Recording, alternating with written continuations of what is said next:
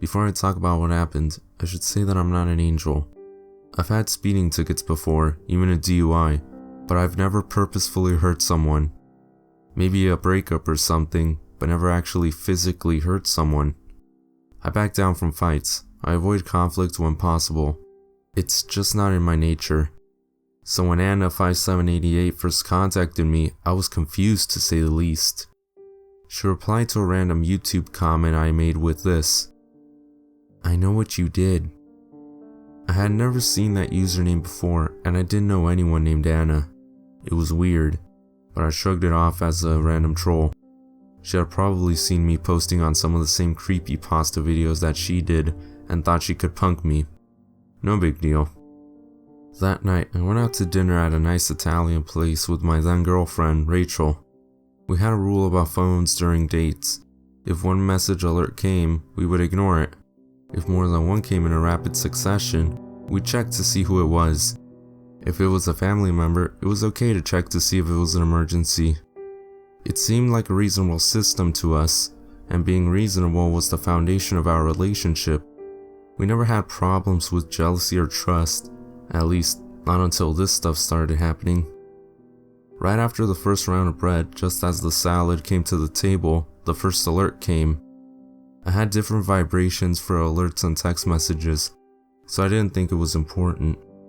However, the alerts kept coming at a steady pace until Rachel looked at me as if she expected me to check my phone. "They're not text messages," I said. "Still, it's getting annoying," she said. "You want to set your phone to silent? Maybe it's a thread. I can probably stop the notifications." She nodded, and I looked at the notifications. All of them were from YouTube. All of them were different replies from Anna5788. I thought they were on the same video, but it turned out that she had gone back into my comments and left the replies on older videos. I didn't even know you could search a user's comments like that. When I strung them all together, they made a single statement: "You can ignore me all you want, but I am not going to go away, and that is a fact. You hurt me, and you have to pay." Of course, I didn't figure it all out right then. At the time, I just saw a few replies like "go away" and "ignore me." I must have looked halfway between confused and bewildered, because Rachel put her hand on mine and asked if I was okay. I said yes, that it was just some weird messages. I planned to block the user when I got home. Until then, I put my phone on silent. I wish I followed through, but a night of movies, drinking, and dancing made me forget all about the notifications. The next morning, I woke up to an email in my Gmail folder. It was from Anna5788@gmail.com, and there was a zipped file attached. On Wednesday, February 25th, 2015 at 12:17 a.m., Anna5788 wrote, "James, you must not believe me. I guess I wouldn't believe it either. Watch the video. It's the proof you need. You hurt me, and you have to pay. Anna." Seeing the email jogged my memory about the messages from the previous night. I didn't think much of the fact that she sent me an email, considering it was my username at Gmail. But it also didn't seem like one of those scam emails or a virus. The user knew my real name. It wasn't enough to get me to open up an unexpected attachment. I'm not a complete moron after all. But I didn't delete the email either. Instead, I went through and put together the message from the comments of the last night. It gave me a slight chill that an internet troll had given me so much attention, but I still shrugged it off. It was an elaborate practical joke. It had to be. I was determined not to give the situation any additional thought. If I let her freak me out entirely, the troll had won. Things got weird shortly after. It was about 2 weeks later when I was sitting at dinner again with Rachel. My phone started buzzing. The vibrations came at such a steady rate that I thought my phone was going off, but I glanced over at it to see that they were text message alerts, 11 of them. I picked up my phone, looked up at Rachel for a moment to get approval, which she gave, and then read the messages. Each one was a single word from a local phone number ending in 5788. The messages spelled out, "Have you forgotten? You hurt me, and you have to pay." My hair stood on end. I didn't link my phone number to any of my accounts, especially not my Gmail. I valued the split between my online and offline identities. I didn't even have a Facebook account. There was no way that someone like that could have found my email. Rachel didn't say anything, but she looked worried. My hand shook as I shut my phone off. "It's nothing," I said unconvincingly. "Let's just finish our meal." When I got home that night, I knew I couldn't ignore her any longer. I wouldn't be able to go to the cops with what little information I had, so I decided to look at what she had sent. She wasn't some hacker trying to get to my account information or something, so it seemed like everything would be fine if I just watched the video. I would just see what she had to say, prove that she had the wrong person, and move on with my life. I was so wrong.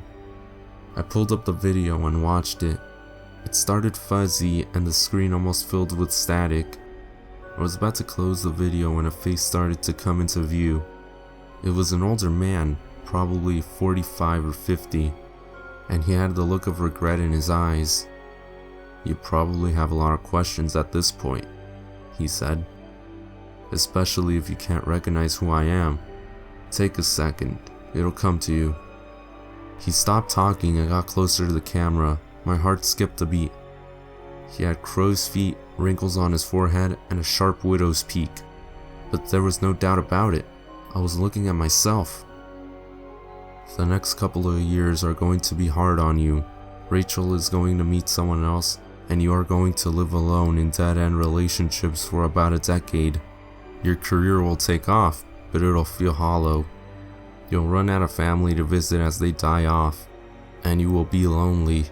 When you're a senior vice president at your agency, you will get an administrative assistant named Anna.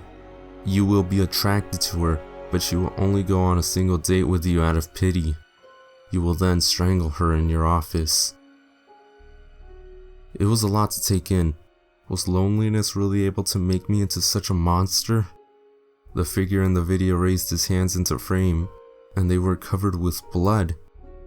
"I am going to kill myself now, but I've been given a chance to save you from this fate. The only way to avoid this future is for you to die earlier, before you meet Anna. Please, listen to my words, and be at peace with your decision." I paused the video and sat back in my chair, tension carrying throughout my body.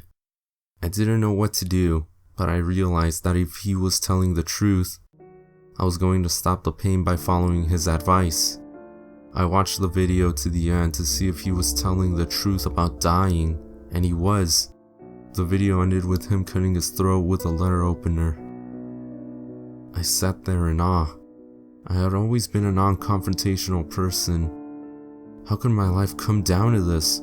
My hand shook as I looked around the room.